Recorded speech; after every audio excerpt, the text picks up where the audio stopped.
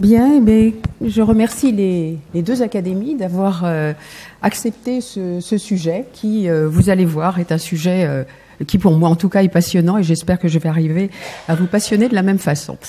Je vais aborder les choses sous un angle ou plutôt sous une échelle différente du précédent orateur, c'est-à-dire que je vais vous parler des origines du dimorphisme sexuel en tant que finalement compromis entre la survie et la reproduction, puisque au cours de l'évolution, comme on le voit, finalement les sexes se sont différenciés, mais chaque sexe a gardé certaines propriétés, certains avantages qui lui donnaient un avantage en termes de survie et en termes de reproduction et qui n'étaient pas nécessairement les mêmes pour les deux sexes.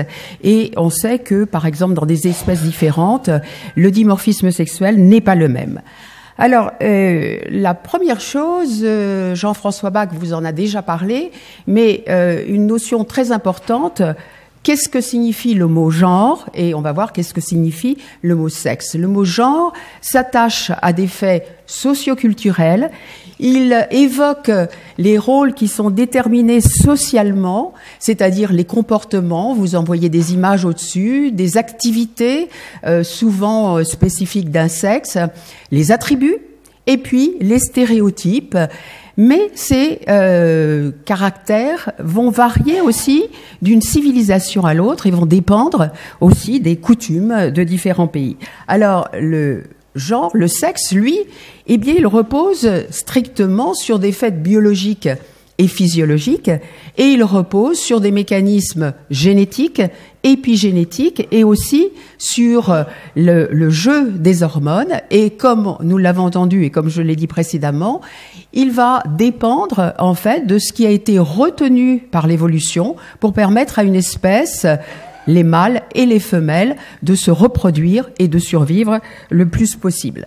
Alors vous voyez en dessous les schémas qui vous montrent le rôle de la génétique, de l'environnement, de l'épigénétique et des hormones. Alors cette flèche ici indique une chose qui est très importante, le genre et le sexe sont pratiquement indémêlables, mais ils influencent l'un et l'autre, et en fait, il est très difficile de les départager.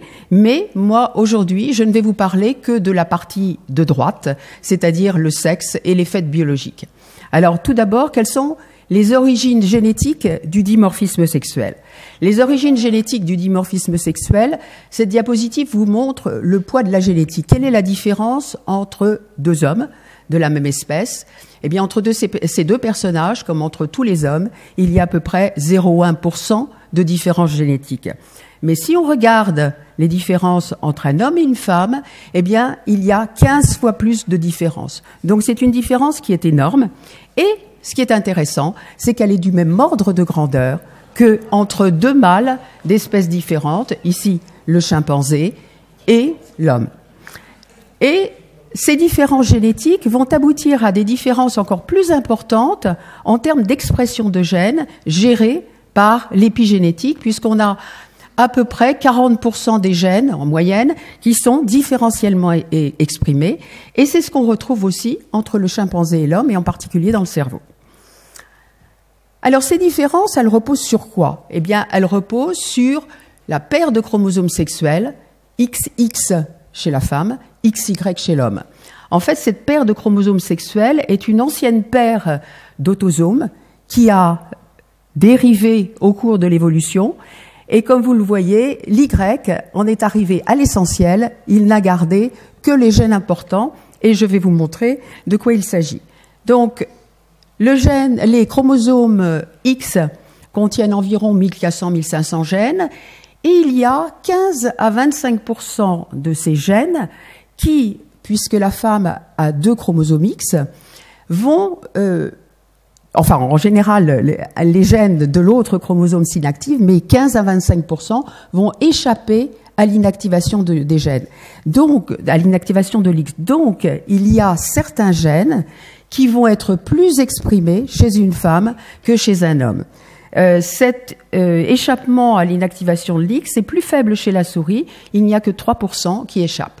Alors, sur le chromosome Y, qu'est-ce qui reste? Eh bien, il reste à peu près une centaine de gènes, mais il y a en particulier 17 gènes régulateurs qui sont très conservés à travers l'évolution et qui sont spécifiques du mâle, mais surtout, on retrouve sur le chromosome X des paralogues qui sont précisément des gènes qui échappent à l'inactivation de l'X.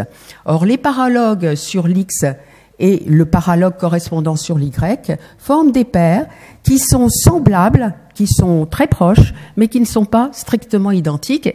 Et comme on va le voir plus tard, en fait, ces gènes sont très importants pour aussi différencier le mâle et la femelle.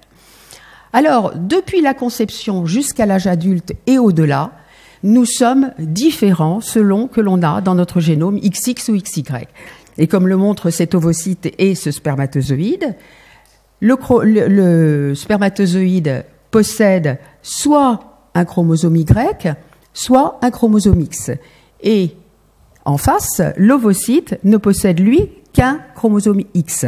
Donc, en fonction de ce que contient le chromosome, on va avoir soit un garçon, et cette différence, en fait, XY, se retrouve pas seulement dans les organes reproducteurs, mais elle se retrouve dans toutes les cellules de l'individu, y compris, comme montré ici, dans le cœur. Et lorsqu'il s'agit d'une fille, eh bien la fille, elle aussi, va avoir dans toutes ses cellules ce chromosome, cette paire de chromosomes, XX, qu'on retrouve aussi dans son cœur. Alors, pour revenir et un peu enfoncer le clou, si on peut dire, les différences liées au sexe ne se limitent pas aux organes reproducteurs. Toutes nos cellules ont un sexe et on est moins obnubilé sur cette présentation des deux corps du mâle et de la femelle. Et surtout, c'est là où on peut distinguer qu'il existe beaucoup de différences externes, mais bien entendu aussi au niveau des organes. Alors, quels sont les facteurs qui entrent en jeu? Eh bien, je cherche le petit machin. C'est là? C'est là, d'accord. Donc, au tout début de la vie, on n'a pas besoin d'attendre la phase de différenciation des gonades. Au tout début de la vie, c'est la génétique qui mène la danse et qui fait que nous avons 1,5% de différence entre les hommes et les femmes. Et ça va être tout au long de la vie. Et ensuite, eh bien, après 7 à 8 semaines, il va y avoir apparition des gonades, des hormones mâles et femelles, des effets organisationnels au cours du développement qui sont très importants et là aussi gérés par les hormones, mais aussi par la génétique. Et puis, à ce moment-là, mais aussi au cours de la vie, les effets activationnels qui vont jouer un rôle très important. Et ensuite, eh bien, après la naissance et seulement après la naissance, nous allons avoir les influences socio-culturelles qui vont aboutir à la mise en place du genre.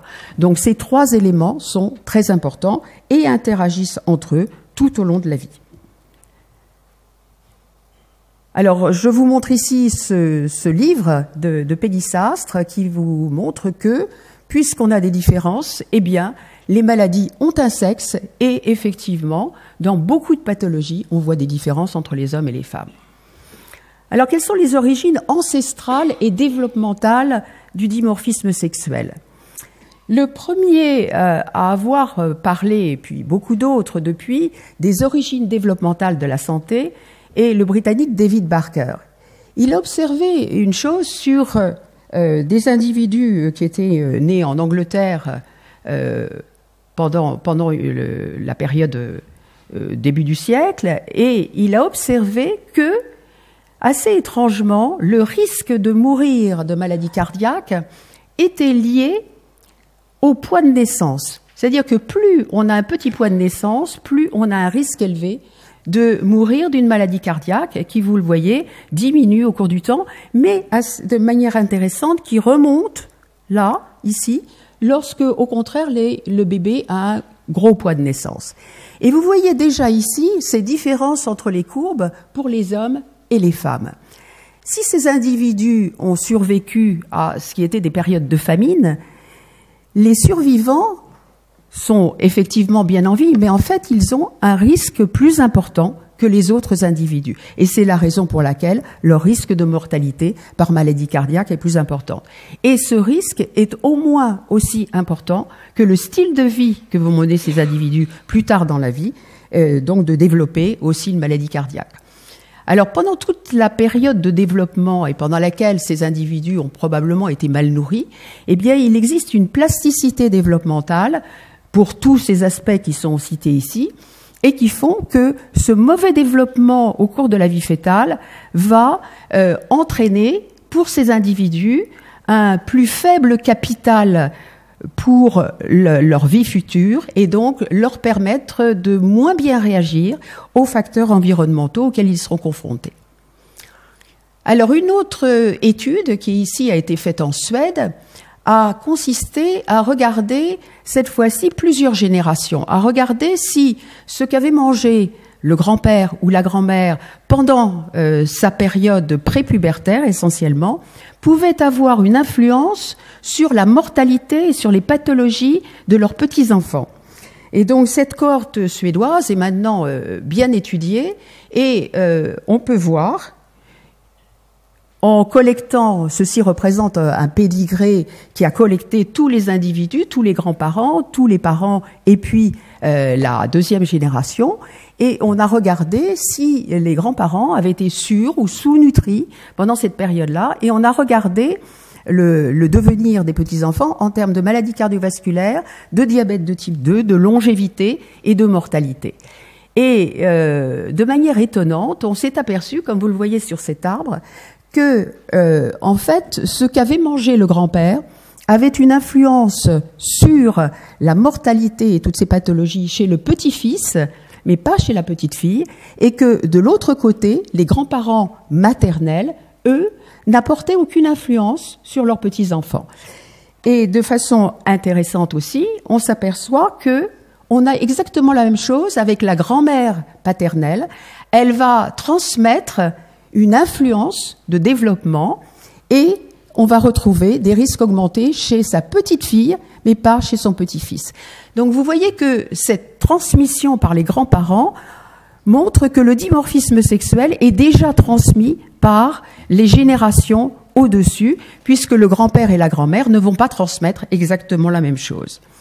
Alors, ce qui est aussi intéressant, c'est que ces auteurs ont regardé non pas uniquement à la période, pendant la période prépubertaire, mais ils ont, je l'ai cassé, ils ont regardé pendant toute la période donc de croissance du grand-père paternel, ils ont regardé quelle était son alimentation, si elle était mauvaise ou si elle était bonne. Donc mauvaise en rouge et bonne en verte.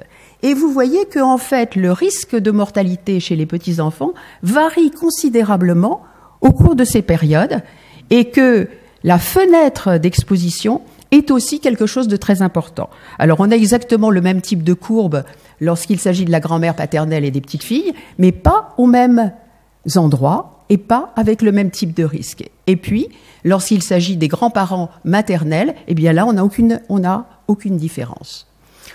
Alors, ce dimorphisme sexuel donc, dont je vous parlais, on peut le regarder, bien entendu, plus facilement chez des souris que chez des hommes. Et chez des souris, quand on regarde le transcriptome de souris, eh bien, on s'aperçoit que dans le foie, 72% des gènes montrent une différence selon le sexe de l'individu. Ces différences sont parfois très faibles, mais elles montrent des différences et on voit que dans le tissu adipeux, on a une différence du même ordre.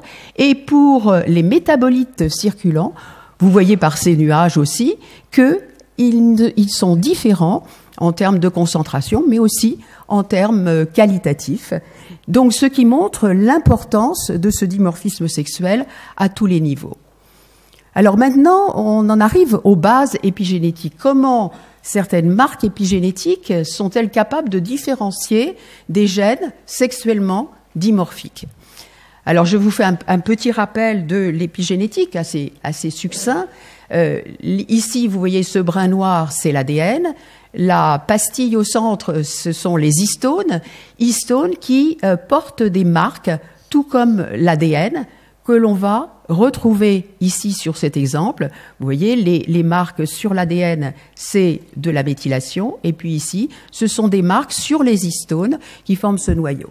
Alors, on a pu reconnaître parmi ces marques, des marques qui vont avoir pour rôle surtout d'ouvrir la chromatine, qui sont des marques permissives, et vous avez là toute une liste de ces marques. Et puis vous avez au contraire des marques qui sont des marques répressives, qui vont fermer la chromatine et donc qui vont empêcher l'expression des gènes.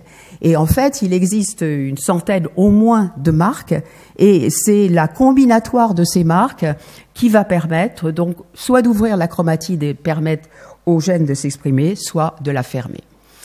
Alors, revenons au chromosome, à ce fameux chromosome Y.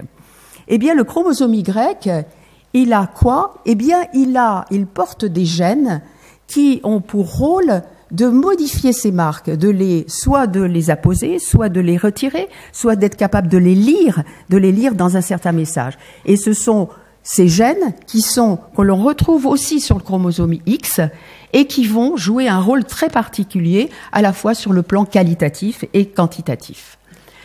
Et on voit aussi que dès qu'on peut analyser le contenu du petit embryon, Costas blastocyste, qui contient à peu près une centaine de cellules, 30% des gènes sont déjà différentiellement exprimés. On ne connaît pas encore très bien les marques qui sont mises en place, mais sur la diapositive suivante, je vais vous montrer comment ça se passe chez l'adulte. Alors, le trait bleu au-dessus, c'est le chromosome du mâle, je n'ai représenté qu'un seul chromosome. Ici, c'est le chromosome de la femelle, je n'ai représenté qu'un seul chromosome. Il y a donc des gènes qui sont ce qu'on appelle avec un biais lié à la femme, et donc ce gène va s'exprimer plus chez le mâle que excusez-moi, oui, c'est ça. Il va s'exprimer plus chez la femelle que chez le mâle. Donc, j'ai eu une erreur dans ma diapo. Et donc, vous voyez que chez la femelle, on va avoir des marques qui sont plutôt des marques activatrices, alors que chez le mâle, on va avoir des marques répressives. On a exactement la même chose pour l'inverse, c'est-à-dire des marques répressives chez la femelle, donc qui s'expriment moins que le mâle, et au contraire, des marques activatrices. Et pour les autres gènes, eh bien, on a soit le même schéma, les gènes qui s'expriment de la même façon chez le mâle et la femelle, soit un schéma actif, soit un schéma répresseur.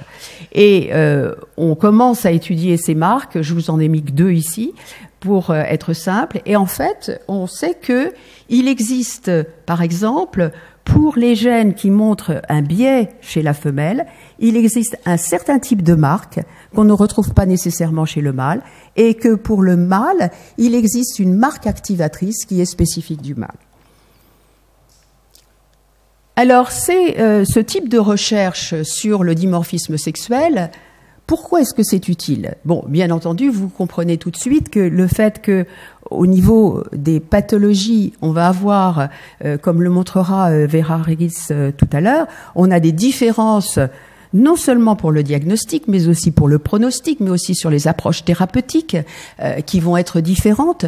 Mais on a aussi en recherche quelque chose qu'il ne faut pas oublier, c'est que ces approches vont nous permettre d'avoir une meilleure médecine en générant des données de recherche qui vont nous permettre de trouver des nouvelles voies qui sont impliquées dans les pathologies dans lesquelles il y a des différences entre les hommes et les femmes. Alors, je vous montre ici ce qu'on peut appeler une preuve de concept qui est très intéressant. Donc, si à la base, dans des cellules à fonctionnement normal, vous avez une différence... Excusez-moi, mais vous arrivez à la fin de votre temps de parole. Si vous C'est-à-dire ? Il vous reste à peine 1 minute. Bon, ben ça va. Donc, ici, vous avez donc des souris qui sont descendantes de mères minces, des souris qui sont nées de mères obèses, et en fonction du régime, vous voyez sur cette analyse en composantes principales qu'il y a des différences avec les gènes et surtout avec certains marqueurs. Par exemple, ce marqueur, le récepteur à la leptine, mais aussi des marqueurs de la machinerie épigénétique, une marque épigénétique. Vous voyez qu'il existe un dimorphisme sexuel très important, les femelles exprimant plus ce gène que les mâles. Eh bien, quand on regarde les petits qui descendent, cette fois-ci, deux femelles qui sont obèses, eh bien, on observe une disparition de ce dimorphisme sexuel pour ces 3 gènes. Et quand on a un nouveau protocole et qui permet d'obtenir une obésité atténuée chez ces petits, eh bien, on voit une réapparition de ce dimorphisme sexuel. C'est-à-dire que le dimorphisme sexuel suit la normalité, mais disparaît sous la pathologie. Donc, c'est un nouveau moyen de mettre en évidence des circuits de gènes qu'on ne connaissait pas jusqu'à présent. Alors ça, c'est ma dernière diapo. Je peux encore. Quels sont les défis sociétaux? Eh bien, le premier de tous, c'est d'aller en deçà des stéréotypes, c'est-à-dire de faire la différence entre la biologie et la culture. On nous dit les filles sont moins bonnes en mathématiques que les garçons, mais quand on fait des tests dans lesquels on fait un certain type d'amorçage et qu'on prévient les filles qu'elles seront moins bonnes aux tests qu'elles vont faire, effectivement, elles sont moins bonnes. Mais si on ne les prévient pas, elles sont aussi bonnes que les garçons. Donc il faudrait qu'on arrive à se débarrasser de ces types de stéréotypes et que on arrive à reconnaître et à démêler les rôles du sexe et ceux du genre. Je vous ai dit qu'ils étaient étroitement impliqués, comme le montre cette flèche, et qu'il est très difficile de les départager, mais avec des approches de sociologie, avec d'autres approches, eh bien, on devrait pouvoir faire les différences. Et grâce à ça, on devrait pouvoir avoir une meilleure utilisation des dispositions naturelles des uns et des autres, ou des unes et des autres, et trouver des nouvelles bases pour la parité. Et puis, dans la société, dans la vie privée, eh ben, ça permettrait peut-être aussi d'optimiser les relations et la communication entre les hommes et les femmes, qui se connaîtraient mieux grâce à ces principes. Je vous remercie.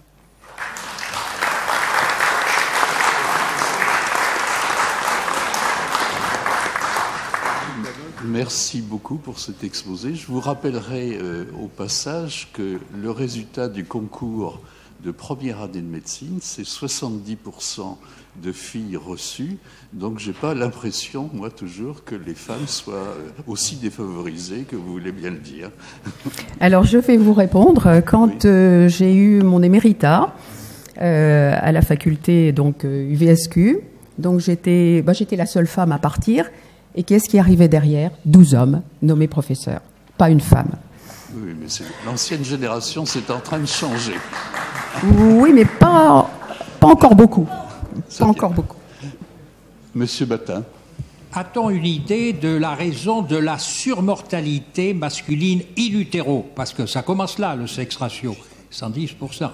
Oui, une idée très précise, je ne vais pas vous la donner parce que c'est des choses qu'on est en train d'étudier, mais il y a un schéma qui semble apparaître, c'est que les mâles in utero semblent plus fragiles que les femelles.